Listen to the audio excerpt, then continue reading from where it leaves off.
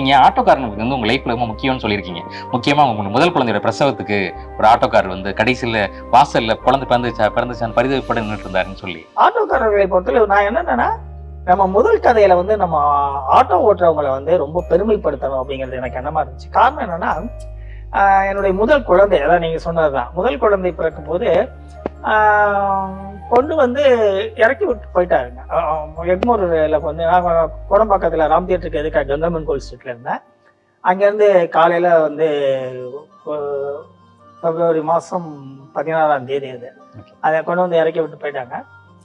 இறக்கி விட்டு போன பிறகு நான் போய் இது பண்ண ஒரு காலையில ஒரு 10:10க்கு என்னமோ எனக்கு ஒரு பெண் குழந்தை பிறந்தது.